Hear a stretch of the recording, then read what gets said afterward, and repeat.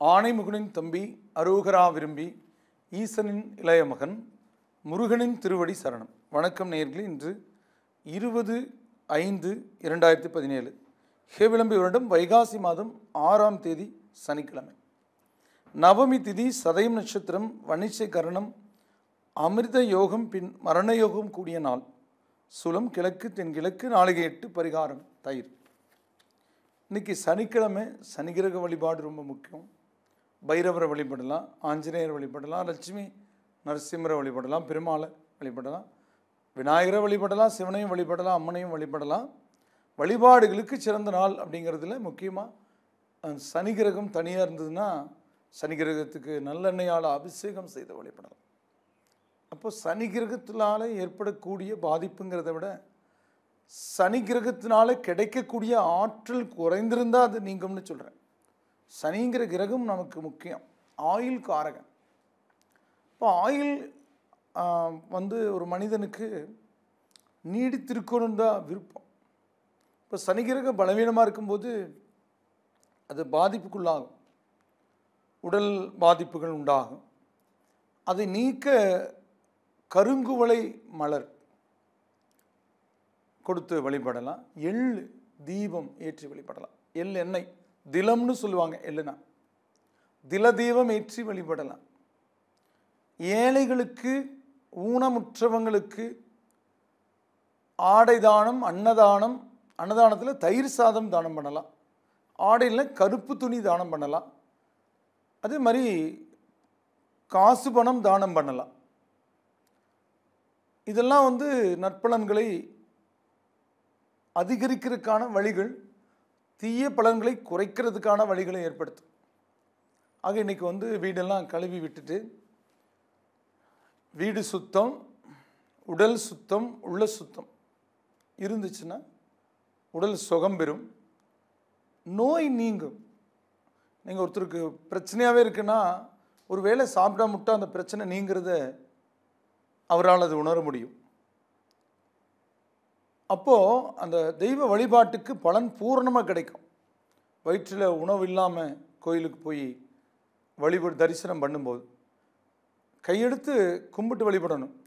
அப்படிங்கிற மாதிரி சும்மா வாயில் இப்படி கை வச்சு சாமி பார்த்தா அப்படின்னு போகிறாங்க. லேட்டஸ்ட்டாக 2 கையும் கூப்பி வழிபடணும். எர்த்து பார்த்து மெயின் அப்படி தூரத்துலன்ட்டு அப்படின்னுச்சுன்னா அது வருமா? எர்த்து மெயினும் சேர்ந்து போனால் தான் பல் பெரியும். 2 கையும் இணைச்சு கும்பிடணும். தலைக்கு மேலே தூக்கி கும்பிடுறது ஒரு முறை இருக்குது. நீங்கள் பொதுவாக உங்களுக்கு சுவாசம்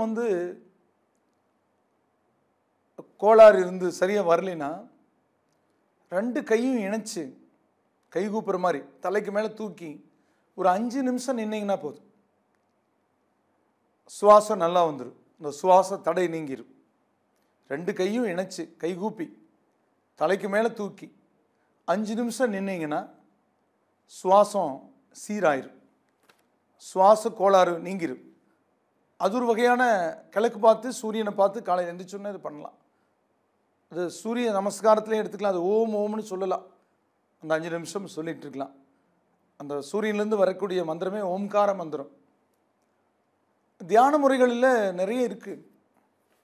அது நிறைய வியாபாரமாக்கப்பட்டதுனால ஒவ்வொருத்தரும் வித்தியாசமாக பண்ணி தன்னை பிறர்கிட்டிருந்து வித்தியாசப்படுத்தி காட்டுறதுக்காக சில முறைகளை புகுத்துறாங்க. அது தவறு. இயல்பாக இருக்கக்கூடிய முன்னோர்கள் நமக்கு கொடுத்துட்டு போன விஷயங்கள் அப்படியே கொடுக்கணும். அதை மேக்கப் பண்ணும்போது அந்த ஒரிஜினாலிட்டி போயிடும். இப்போ எப்படி கோயில்களெல்லாம் புதுப்பிக்கிறதுக்கு அவ்வளோ சீக்கிரம் அனுமதி கிடைக்கிறதில்ல. காரணம் என்னென்னா, கோயில்கள் பழம்பெரும் கோயில்கள் பக்கத்தில் நிறைய தோண்டும் போது அதிர்வுகள்னால கோயிலினுடைய பழம் தன்மை போயிருங்கிற அடிப்படையில் இன்றைக்கி இருக்கிற மிஷினில் வச்சு கடன்னு ஆடுதுன்னு வச்சுக்கோங்க. அதில் அந்த பழம்பெரும் கோயிலினுடைய இதெல்லாம் கோயிலுக்கு சுற்றியுமே இருக்கிற குறிப்பிட்ட தூரத்துக்கு போர் போடக்கூடாது, பெரிய கனரக வாகனங்கள் போகக்கூடாது, கனரக வாகனங்களை வச்சு தோண்டக்கூடாதுன்னெலாம் சில விதிமுறைகள் சில மாநிலங்களில் இருக்குது நடைமுறையில். புராதன கோவில்களில் அப்படியே நாம் வந்து பராமரித்து வரணும் அப்படின்னு சொல்லிட்டு. அப்போ அந்த மாதிரி ஒவ்வொரு விஷயத்துலேயும் நம்ம வந்து இறை வழிபாடாகட்டும், நம்ம மூச்சு விடுற நிலையாகட்டும், நம்ம உடலை நாம் வைத்திருக்கக்கூடிய நிலையாகட்டும், இதுலேயும் அதுக்கான வழிமுறைகள் நிறைய முன்னோர்கள் சொல்லி வச்சுருக்காங்க. அதை ஃபாலோ பண்ணணும் நாம். அதை விட்டு வேறு எதையோ கம்ப்யூட்டர் பற்றி படிக்கிறோம், கார் ஃப்ளைட்டை பற்றி படிக்கிறோம், ராக்கெட் பற்றி படிக்கிறோம். உடம்பை பற்றியும் படிக்கணும். ஒவ்வொருத்தரும் தெரிஞ்சு வச்சுக்கணும். என்ன சாப்பாடு சாப்பிட்டா நமக்கு என்ன எனர்ஜி கிடைக்கும், என்ன சாப்பாடு எந்த அளவில் சாப்பிடணும், எந்த நேரத்துக்கு சாப்பிடணும் சாப்பிடக்கூடாது அப்படிங்கிறது அடிப்படையாவது நம்ம தெரிஞ்சு வச்சுக்கணும். அப்போ தான் நம்ம வந்து ஒரு 70 வயசு 80 வயசு வரைக்கும் 90 வயசு வரைக்கும் நோய் இல்லாமல் வாழ முடியும். அந்த மாதிரி நீங்கள் நான் சொன்னது வேணால் ஃபாலோ பண்ணுங்கள். மூச்சு கோளாறு இருந்துச்சுன்னா கை கூப்பி தலைக்கு மேலே 5 நிமிஷம் கிழக்கு பார்த்து நின்று ஓம் ஓம்னு சொன்னீங்கன்னா உங்களுக்கு அந்த சுவாச கோளாறு நீங்கிடும். அனுபவத்தில் சொல்கிறேன். அந்த சுவாச கோளாறுங்கிறது ஒரு மனிதனுக்கு ரொம்ப இடையூறு செய்யக்கூடியது. அது இருக்கக்கூடாது. அதுக்கு நான் சொன்ன வழிமுறையை ஃபாலோ பண்ணுங்கள். விரதம் இருக்கிறது ஒரு வகையில், இறை வழிபாடு பண்ணுறது ஒரு வகையில் நன்மைகள் உண்டாக்கும். ஆக இன்றைக்கி இறை வழிபாடு, சுத்தமாக இருக்கக்கூடிய நிலை, விரதம் இருந்து சாமி கும்பிட்டு உணவு அருந்துறது, முக்கியமாக சனிக்கிழமைகளில் அசைவ உணவை தவிர்க்கிறது பெரும்பாலும் நல்லதுன்னு முன்னோர்கள் சொல்லியிருக்காங்க. அதை உங்களுக்கு நான் தெரியப்படுத்துகிறேன். அதோட தர்மத்துக்கான பலன் இன்றைக்கி கூடுதல் இருக்குது. தர்மம் செய்கிறதுக்கான பலன் ஊனமுற்றவங்களுக்கு, இயலாதவங்களுக்கு, இல்லாதவங்கிறத விட இயலாதவங்க, எந்த வழியிலும் சம்பாதிக்கிறதுக்கு வாய்ப்பே இல்லை அப்படிங்கிறவங்களுக்கு உதவலாம். சாதத்தில் வந்து தயிர் சாதம் கொடுக்கலான்னு சொல்லியிருக்கேன். நிறைய சில பேர் வந்து பொட்டனை மாதிரி கட்டிட்டு கார் இருக்கிறவங்க வச்சுட்டு போவாங்க. போகிற வழியில் அந்த மாதிரி ஏழைகளை பார்த்தா, நடக்க முடியாதவங்களை பார்த்தா, ஊனமுற்றவங்களை பார்த்தா கொடுத்துட்டு போவாங்க. அதுபோக எள் தானம் பண்ணலாம். எள் தானம் வந்து ஏழைகள் இயலாதவங்க வாங்கலாம், எல்லார்கிட்டேருந்து எல்லோரும் வாங்கிக்கூடாதுன்னு சொல்லுவாங்க. கிரக நிலைகளில் வந்து சூரியன் ரிஷப பகை, சந்திரன் கும்ப சமம், செவ்வாய் ரிஷப சமம், புதன் மேச சமம், குரு கன்னியில் வந்து நட்பு வக்ரம் குரு, சுக்கிரன் மீனத்தில் உச்சம், சனி வந்து தனுசில் சமநிலை, அது ஜூன் 20 வரைக்கும் இருக்குது. அப்புறம் திரும்ப வக்ரத்தில், அது வக்கர பயிற்சியாக ஜூன் 20 விருச்சிகத்துக்கு வந்து திரும்ப வக்ர நிவர்த்தி பயிற்சியாக அக்டோபர் 27 மறுபடியும் தனுசுக்கு போவார். இது திருக்கணித பஞ்சாங்கப்படி. ஆனால் நீங்கள் உணர முடியும். நான் என்னங்கிறேன்னா, எந்த பஞ்சாங்கம் சரிங்கிறது ஒரு விவாதம் இருக்கட்டும், அனுபவத்தை பாருங்கள். முக்கியமாக பாதகமாக யாராருக்கு சனி போயிருக்கோம் அவங்களுக்கெல்லாம் இந்த 4 மாதமாக சரியில்லாமல் இருந்திருக்கு. சாதகமாக யார் இருக்கலாம் சனி போயிருக்கோம் இந்த 4 மாதமாக அவங்களுக்கெல்லாம் கொஞ்சம் பரவாயில்லன்னு இருந்திருக்கு. அதை வச்சு அனுபவத்தை வச்சு கண்டுபிடிச்சிக்கலாம். சூரியன் 6 மணிக்கா 9 மணிக்கு உதயமாகுதுன்னு ஒருத்தர் 9 மணிக்குங்கிறாங்க. 6 மணிக்கு உதயமாகுதனுடைய வெளிச்சம் நீங்கள் பார்க்குறீங்கன்னா அதுதானே சரி. அந்த மாதிரி ராகு வந்து சிம்மப்பகை, கேது கும்பப்பகை விட்டிருக்கக்கூடிய கிரக சஞ்சார நிலை வானமண்டலத்தில் இருக்குது. இனி இன்றைய ராசி பலன்களை மேசம் முதல் மீனம் வரைக்கும் பார்க்கலாம். இதில் மேஸ் ராசி, அசுவினி பரணி கிருத்திகோணாம் பதம் கொண்ட ராசி. ராசி அதிபதி செவ்வாய். இந்த ராசிக்கு கிரகங்களுடைய நிலைப்பாட்டில் இன்றைக்கி ஓரளவுக்கு நல்ல விஷயங்கள் நடக்கக்கூடிய வாய்ப்புகளை கொடுக்கும். அலைச்சல் சிரமங்கள் குறையும், அல்லது அலைச்சல் சிரமங்கள் ஏற்பட்டாலும் கூட அதனுடைய முடிவில் நன்மை நடக்கும். சில பேருக்கு வந்து பார்த்திங்கன்னா அதிகமான உழைப்பு இருக்கும், வருமானம் கம்மியாக இருக்கும். ஏங்க அது கூட பரவாயில்ல, அதிகமாக உழைப்பிருந்து வருமானமே இல்லாமல் போனால் இப்படிங்க இருக்கும், அது ரொம்ப கொடுமைங்க. அந்த மாதிரி சில பேருக்கு நடக்கும். அப்படி இல்லாமல் சில பேருக்கு வந்து குறைந்த உழைப்பில் அதிக வருமானம் கிடைக்கும். அது கிரகத்தினுடைய போக்கு பொறுத்து.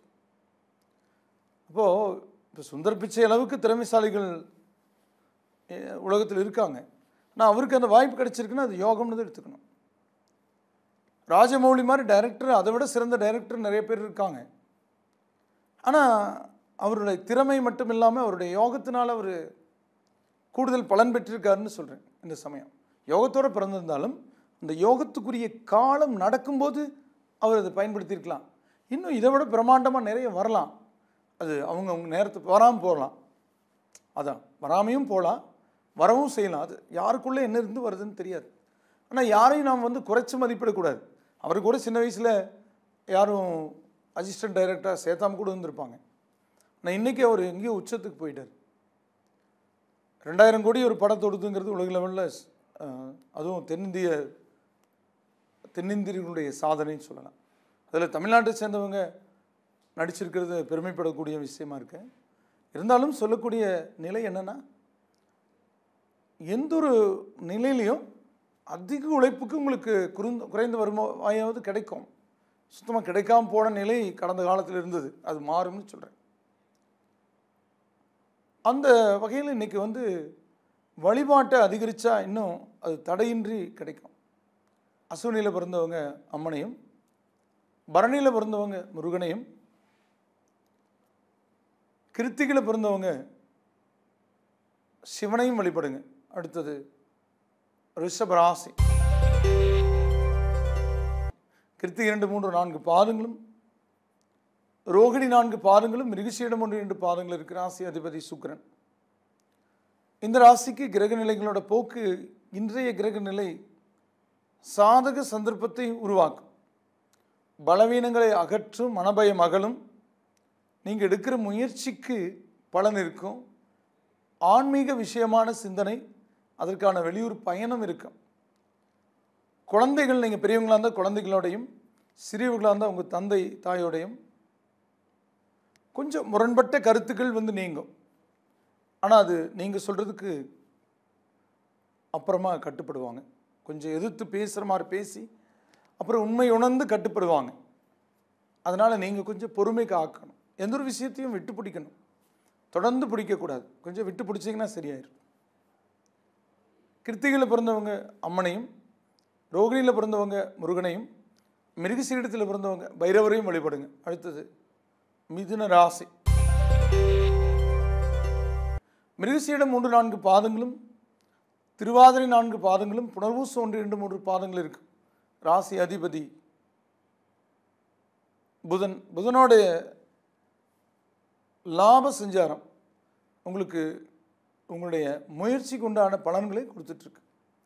குரு நல்லிடத்தில் இல்லாதனால பணப்பற்றாக்குறை இருந்தாலும் இன்றைக்கி சந்திரனுடைய நிலையால், இறை அருளால் கூடுதல் நன்மை ஏற்படும். புதிய சிந்தனையும், நீங்கள் தொழில் நிறுவனத்துக்கு போய் கொஞ்சம் நேரம் இருக்கீங்கன்னா கஸ்டமர்ஸ் அதிகமாக வருவாங்க. சும்மா உங்களை பார்க்குற மாதிரி வருவாங்க. சரிங்க, இதை எடுத்துக்கலாம், எனக்கு பிடிச்சிருக்கு அப்படின்ட்டு உங்களுக்கு வியாபாரம் ஆகும். ஆக நீங்கள் எந்த இடத்துல இருந்தாலும் அந்த இடத்துல பலன்கள் கூடுதலாகும். ஒரு கம்பெனியில் போய் வேலைக்கு சேர்றீங்கனாலும் அந்த கம்பெனியில் முன்னேற்றத்துக்குரிய அறிகுறி காட்டும். அதுக்கான சூழல்கள். நான் 7 சனி இருக்கிறதுனால குடும்பத்தில் மட்டும் பேச்சுவார்த்தைகளில் சில முரண்பட்ட கருத்துக்கள் ஏற்படும். இன்னைக்கு கொஞ்சம் உடல் உபாதைகள் தொந்தரவு, மனவாட்டம் இருக்கும். அவங்க கிட்ட கொஞ்சம் நீங்கள் மென்மையாக போய்க்கணும். ஏன்னா இவ்வளோதான் சம்பாதிச்சாலும் குடும்பம்தான் முக்கியம் அப்படிங்கிறத இன்றைக்கி புரிஞ்சுக்குவீங்க. ஆனால் அதில் மகிழ்ச்சியும் இருக்கும். நீங்கள் வந்து மிருகசீடத்தில் பிறந்தவங்க தன்வந்திரி பகவானையும், திருவாதிரையில் பிறந்தவங்க நவகிரகங்களையும், புனர்பூசத்தில் பிறந்தவங்க திருப்பதி வெங்கடாசலபதி வழிபடுங்க. அடுத்தது கடகராசி. புனர்பூச 4 பாதமும், பூச 4 பாதங்களும், ஆயில்யம் 4 பாதங்கள் இருக்கிற ராசி அதிபதி சந்திரன். சந்திரன் இன்றைக்கும் அஷ்டமத்திலிருந்து மன கஷ்டங்களை கொடுக்குறார். நீங்கள் பண கஷ்டத்தை விட மன கஷ்டம்தான் ரொம்ப மோசம். ஒரு மனிதனை பலவீனப்படுத்திடும். மன மகிழ்ச்சியாக இருந்தால் பணம் இல்லாட்டி கூட எப்படியும் வாழ முடியும். நீங்கள் 5 நிமிஷம் கவலை அதிகமாக உடம்புக்கு கொடுத்தீங்கன்னா, டென்ஷன் அதிகமாக கொடுத்தீங்கன்னா, அது கை காலெல்லாம் மரமரப்பு வர்றது, உடலில் எனர்ஜி குறையும், நிறைய இழுக்கும். அதிர்ச்சி நிறைய எனர்ஜியை இழுத்துரும். ஆக உடம்புக்கு மட்டும் எப்பவுமே அதிர்ச்சியை கொடுக்கக்கூடாது. அதிர்ச்சியானதை கேட்டால் கூட உடனே அது கொடுக்காம அப்படியே மென்மையாக கொண்டு போயிடணும். அப்படி இந்த சந்திராஷ்டம தினங்களில் வேறு யாருக்கோ ஏற்படுற பிரச்சனை கூட உங்களுக்கு தான் தலையில் தூக்கி வச்சுக்குவீங்க. அப்படி இருக்கக்கூடாது. அரசியல் உங்கள் பக்கம் பாராட்டு, நீங்கள் எடுக்கிற முடிவுகளுக்கு பிறர் கட்டுப்படுவாங்க. அப்படிப்பட்ட ஒரு நல்ல முடிவுகளையும் எடுப்பீங்க. உங்களோட சேர்ந்தவங்க சில பேர் எடுத்த முடிவுனால பின்னடைவை சந்திச்சிருக்கலாம். தவறான முடிவுன்னு உலகம் நாடும் சொல்லியிருக்கலாம். ஆனால் நீங்கள் எடுக்கிற முடிவை யாரும் எதிர்க்க மாட்டாங்க. ஏன்னா அது சரியானதாக இருக்கும், அனைவருக்கும் பயன்படக்கூடியதாக இருக்கும். அதை நீங்கள் ஃபாலோ பண்ணிக்கலாம். அந்த ஒரு நிலை இருக்குது. ஆனாலும் ஒரு சில முக்கிய முடிவுகளை உடனே எடுக்காமல் கொஞ்சம் யோசித்து எடுக்கலாம் இன்றைக்கி. ஏன்னா இன்றைக்கி வந்து சந்திரன் அஷ்டமத்தில் இருக்கிறதுனால நல்ல விஷயமே சரியான தருணம் இல்லாத சமயம் வெளிப்படும் போது அது தோற்று போயிடுது. ஆனால் சரியில்லாத விஷயம் கூட சரியான தருணத்தில் ஜெயித்தாலும் அது நிரந்தரமாகாது. ஆனால் நல்ல விஷயம் நல்ல தருணத்தில் வெளிப்படுத்தும் போது அது நீண்ட நாளைக்கு பலன் தரதாக இருக்கும். ஆக கொஞ்சம் தள்ளி போடலாம். புனர்பூசத்தில் பிறந்தவங்க தட்சிணாமூர்த்தியும், பூசத்தில் பிறந்தவங்க விநாயகரையும், ஆயில்யத்தில் பிறந்தவங்க அம்மனையும் வழிபடுங்க. அடுத்தது சிம்ம ராசி. மகம் 4 பாதங்களும், பூரம் 4 பாதங்களும், உத்திரம் ஒரு பாதம் இருக்கிற ராசி அதிபதி சூரியன்.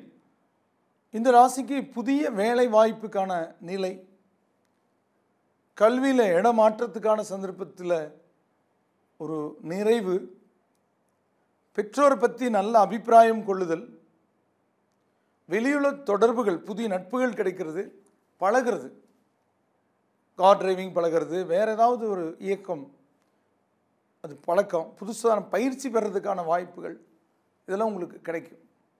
அதை நீங்கள் பயன்படுத்திக்கலாம். இப்போது அப்போல்லாம் வந்து பார்த்திங்கன்னா படித்து முடித்து வேலை கிடைச்சா அது வேலைக்கு போயிட்டே இருப்பாங்க, அதே ஒரு பயிற்சி. இப்போல்லாம் வேலைக்கு போகிறவங்க எக்ஸ்ட்ரா கோர்ஸ் போகிறாங்க, போய் அந்த வேலையை வந்து உயர்த்திக்கிறதுக்கான முயற்சி எடுக்கிறாங்க. ஸ்பெஷலாக ப்ரைவேட்டில் வந்து ட்ரைனிங் வச்சு வந்துடுறாங்க. அந்த மாதிரி போகிற நிலையில் உங்களுக்கு அதுக்கான வாய்ப்புகள்லாம் இருக்குது. அதுக்கான வருமானமும் கிடைக்கும், பதவி உயர்வு கிடைக்கும். சில பேருக்கு விரும்பத்தகுந்த இடமாற்றம் உண்டாகும். அரசு வழி துறையில் இருக்கிறவங்களுக்கு விரும்பத்தகுந்த இடமாற்றம். நீங்கள் ரொம்ப நாளாக ஒரு இடத்துக்கு மாற்றத்துக்கு விண்ணப்பிச்சிருக்கு, கிடைக்காமல் இருக்குன்னா இப்போ எளிதாக கிடைச்சிடும், அதுக்கான ஆர்டர் வரும். சிலருக்கு விருதுகள் கிடைக்கும். சிலருக்கு வந்து அரசியல் சம்பந்தப்பட்டவங்களுக்கு பதவிகள் கிடைக்கும். மகத்தில் பிறந்தவங்க அம்மனையும், பூரத்தில் பிறந்தவங்க முருகனையும், உத்திரத்தில் பிறந்தவங்க ஆஞ்சநேயரையும் வழிபடுங்க. அடுத்தது கன்னிராசி. உத்திரை 2, 3, 4 பாதங்களும், அஸ்தம் 4 பாதங்களும், சித்திரை 1, 2 பாதங்கள் இருக்கிற ராசி அதிபதி புதன். புதன் வந்து எப்பவுமே வித்தியாகாரகன், வித்தைகளுக்குரியவன், ஒரு புதிய புதிய சிந்தனைகளை கொடுக்குறவன். கணக்கு சம்பந்தமான விஷயங்களில் நல்ல பலன்களை கொடுக்கும். புதன் மட்டும் ஜாதகத்தில் ஆட்சி உச்சமாக இருந்தால் ரொம்ப நல்லது, நீசமாக இருந்தால் நீசபங்கம் பெற்றால் நல்லது. வெறும் நீசமாக இருந்தால் பலன் இல்லை, நீசபங்கம் பெற்றால் நிபுணத்துவ யோகத்தை கொடுக்கும். புதன் தர்ம கர்மாதிபதி யோகம் மாதிரியே அது நிபுணத்துவ யோகம், பலமான பலன் கொடுக்கும். நீசபங்க ராஜயோகம், புதன் நீசபங்க ராஜயோகம் பெறணும். ஒரு 4-5 கிரகம் ஒரு ஜாதகத்தில் நீசமாக இருந்துச்சுன்னா, ஒரு கிரகம் நீசபங்கம் பெற்றாலே எல்லா கிரகம் நீசபங்கம் பெற்றும்னு சாஸ்திரங்களில் சொல்லப்பட்டிருக்கு. இதை தெரிஞ்சு வச்சுக்கோங்க. அதாவது ஒரு 4-5 கிரகம் நீசமாக இருக்க ஒரு ஜாதகத்தில்னா அதில் ஒரு கிரகம் நீசபங்கம் பெற்றாலே, நீசபங்கம்னா நின்ற வீட்டுக்கு அதிபதி கேந்திரமேறினாலும் கூட உச்சம் சேர்ந்தாலும், அது ஆட்சி பெற்ற கிரகங்கள் கூட இருந்தாலும், யோகசாரம் பெற்றாலும் அது நடக்கும். அப்படி நடந்துச்சுன்னா மற்ற கிரகங்களும் நீசபங்கம் பெற்றுன்னு அர்த்தம். அது ரொம்ப பெரிய விஷயம். அந்த மாதிரி உங்களுக்கு நல்ல அறிவுத்திறன் கூடி பிறருக்கு ஆலோசனை சொல்லக்கூடிய அளவுக்கு நீங்கள் புகழ் பெறக்கூடிய நிலைக்கு வரக்கூடிய வாய்ப்பு உருவாக்கும். நிபுணர்னு பேர் வரும். அந்த வகையில் இன்றைக்கி வந்து உத்தரத்தில் பிறந்தவங்க முருகனையும், அஸ்தத்தில் பிறந்தவங்க ஆஞ்சநேயரையும், சித்திரையில் பிறந்தவங்க தன்வந்திரியும் வழிபடுங்க. அடுத்தது துளாராசி. சித்திரை 3, 4 பாதங்களும், சுவாதி 4 பாதங்களும், விசாக 1, 2, 3 பாதங்கள் இருக்கிற ராசி அதிபதி சுக்கிரன். சுக்கிரனுடைய நிலைப்பாடு உங்களுக்கு சப்போர்ட்டாக இருக்கு. சூரியன் செவ்வாய் அஷ்டமத்தில் இருந்துட்டு உடல் அசதி சோர்வு சில குழப்பங்கள் இருக்கும். செவ்வாய் பலவீனமாக இருக்கும்போது மலை மேலுள்ள ஸ்தலங்களுக்கு போகும்போதோ சுற்றுலா ஸ்தலங்களுக்கு போகும்போதோ தெய்வ ஸ்தலங்களுக்கு போகும்போதோ சுற்றுலா ஸ்தலங்களுக்கு போகும்போதோ இந்த ஹில்ஸ்லலாம் வந்து வாகனம் ஓட்டுறது வந்து கொஞ்சம் கவனமாக ஓட்டணும். அது ரொம்ப முக்கியம். ஏன்னா செவ்வாய் தான் அதுக்கெல்லாம் அதிபதி. அது மறைஞ்சிருக்கும்போது அப்புறம் சகோதர வழியோட பங்காளிகள் வழியோட சில சங்கடங்களை கொடுக்கும். சொத்து சம்பந்தமாக எடுக்கிற முயற்சிகள் ஒரு கிரைம் பண்ண முடியல விற்றுக்கூட அப்படிங்கிற மாதிரி அந்த மாதிரி சில சங்கடங்கள் கொடுக்கும். அதுக்கு வந்து சித்திரையில் பிறந்தவங்க முருக கடவுளை வழிபடுறதும், சுவாதியில் பிறந்தவங்க அம்மனை வழிபடுறதும், விசாகத்தில் பிறந்தவங்க ஆதித்ய இருதயம் படித்து அகத்தியரை வழிபடுறதும் நல்லது. அடுத்தது விருச்சிக ராசி. விசாக 4ஆம் பாதமும் அனுச 4 பாதங்களும் கேட்ட 4 பாதங்கள் இருக்கிற ராசி அதிபதி செவ்வாய். இந்த ராசிக்கு கடந்த காலங்களில் ஏற்பட்டிருந்த பலவீனங்கள் நீங்கும். உடல் அசதி சோர்வு குறையும். கல்வியில் விரும்பிய கோர்ஸ் தேர்ந்தெடுக்க முடியும். விரும்பிய கல்லூரியும் கூட கிடைக்கிறதுக்கான வாய்ப்பு இருக்குது. பணம் அதுக்கு கிடைக்குமா கிடைக்காதுன்னா லோன் கிடைக்குமா, எஜுகேஷன் லோன்னா கிடைக்கும். அதாவது நான் சொல்கிறதுன்னா பெற்றோருக்கு லோன் கிடைக்குதுங்கிறதுக்காக நீங்கள் வீட்டு லோனு, கார் லோனு, கல்வி லோனு அத்தனையுமே வாங்கக்கூடாதுங்க. நம்மளால் இயன்ற அளவுக்கு குழந்தைகளை கடங்காரன் இல்லாமல் கொண்டு போகிறதுக்கு முயற்சி பண்ணலாங்க. மற்ற விஷயங்களை நம்ம வந்து நிறுத்தி வைக்கலாம். ஒரு புது கார் வாங்கலான்னு நினைக்கிறீங்கன்னா குழந்தைகளுக்கு வந்து கல்வி கடன் வாங்கிட்டு நம்ம இருக்கிற பணத்துக்கு புது கார் வாங்கிக்கலாம். பழைய கார் கொடுத்துலாம். பழைய காரே வந்து டயரை மாற்றி ஓட்டலாம். அந்த கடன் வாங்காமல் இருக்கலாம். 4 வருஷம் 5 வருஷம் தள்ளினீங்கன்னா அப்புறம் அவங்க சம்பாதனைக்கு வந்ததுக்கப்புறம் நம்ம பண்ணட்டும். இப்போ வாங்கினா அப்போ பழசாகலாம். ஒவ்வொரு வருஷமும் புதுசாக மாடல் மாறிட்டு இருக்கும். அப்படி சில விஷயங்களை சொல்கிறேன். சில கீழே மட்டும் வீடு இருக்குது, மேலே கட்டிடலாம். அப்படி ஃபஸ்ட் ஃப்ளோர் அது கடன் வாங்கிடலாம். கடன் இல்லாமல் இருக்கும். அது வாங்கி கட்ட முடியலன்னா 2 சேர்ந்து பிரச்சனையை சந்திக்கும்.